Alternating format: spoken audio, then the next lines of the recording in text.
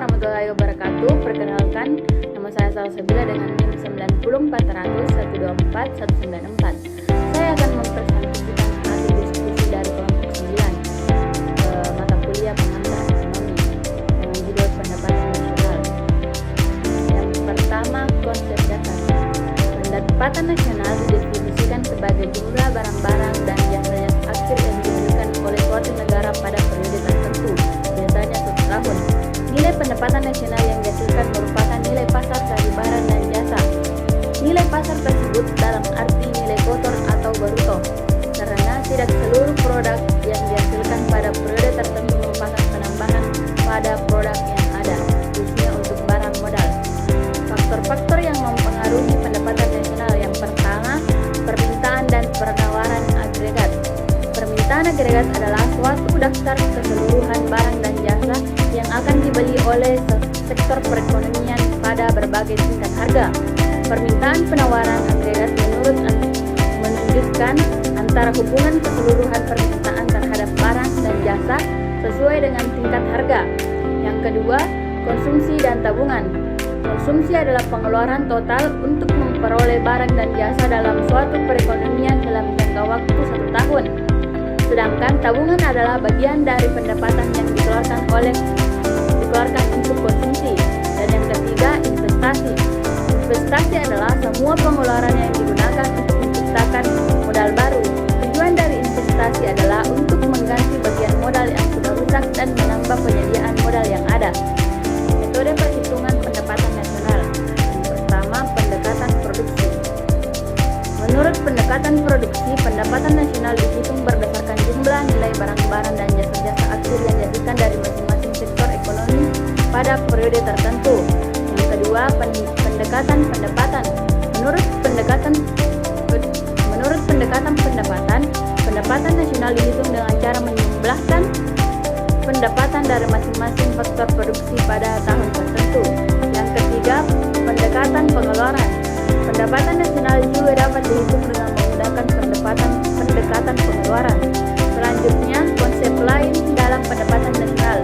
Ada beberapa konsep pendapatan nasional, diantaranya yaitu pendapatan nasional bruto, pendapatan nasional neto, pendapatan nasional persorangan, dan pendapatan siap pakai.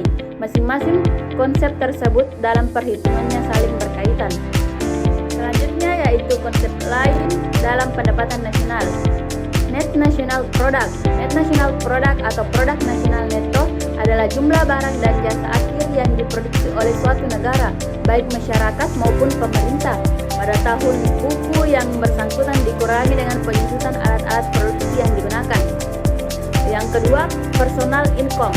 Personal income atau pendapatan persorangan merupakan jumlah pendapatan yang diperoleh setiap orang dalam suatu negara. Yang ketiga, consumption merupakan jumlah pendapatan yang siap dimanfaatkan dikurangi dengan tabungan yang dilakukan oleh konsumen. Gross National Product. Gross National Product atau produk nasional bruto merupakan nilai produk berupa barang dan jasa dihasilkan oleh penduduk suatu negara dalam satu periode. Selanjutnya, Net National Income. Net National Income atau pendapatan nasional neto meliputi pendapatan rumah tangga, bisnis, dan pemerintah yang dihitung berdasarkan manfaat atau balas jasa yang diterima oleh masyarakat sebagai pemilik faktor produksi. Disposable income. Disposable income atau pendapatan siap pakai merupakan pendapatan yang siap atau langsung dapat digunakan untuk konsumsi barang dan jasa ataupun ditabung. Selanjutnya ada pendapatan per kapita. Konsep pendapatan yang berhubungan dengan pendapatan nasional adalah pendapatan per kapita. Pendapatan per kapita adalah tingkat rata-rata pendapatan penduduk suatu negara pada periode tertentu yang diperoleh dengan membagi jumlah pendapatan nasional biaya dalam PDB. Dengan jumlah penduduk negara tersebut semakin tinggi angka PDB per kapita, kemakmuran rakyat dianggap makin tinggi. Selanjutnya ada perbedaan antara GNP dan GDP. Karena perbedaan dalam perhitungannya, maka nilai dari GNP dan GDP juga berbeda tergantung pada kondisi perekonomian makro suatu negara. Biasanya untuk negara berkembang seperti Indonesia, nilai GDP lebih besar daripada GNP.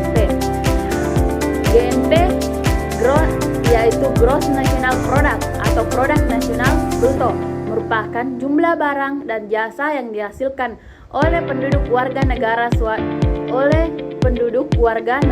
suatu negara, baik yang berada di dalam negeri maupun yang ada di luar negeri.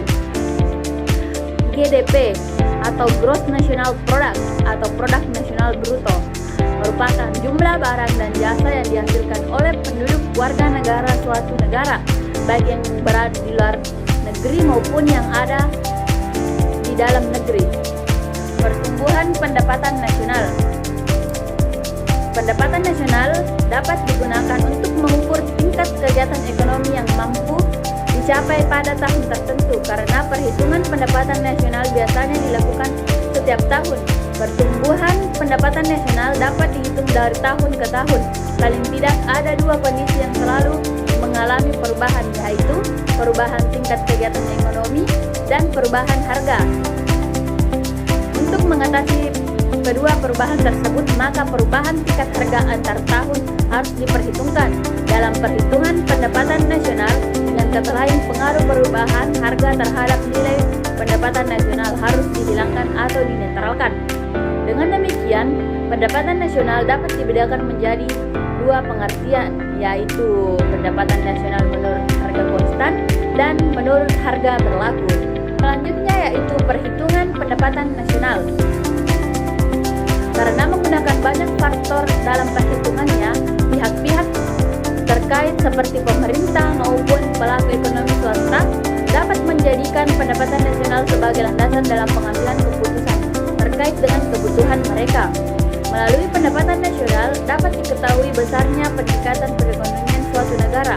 Semakin tinggi pendapatan suatu negara, maka semakin tinggi pula tingkat kemajuan negara tersebut. Pendapatan nasional juga mencerminkan tingkat produktivitas negara tersebut. Semakin tinggi pendapatan nasional suatu negara, maka semakin tinggi tingkat produktivitas pada negara tersebut. Hal ini tentu dapat digunakan oleh perusahaan asing sebagai acuan untuk berinvestasi di negara tersebut atau menggunakan tenaga kerja dari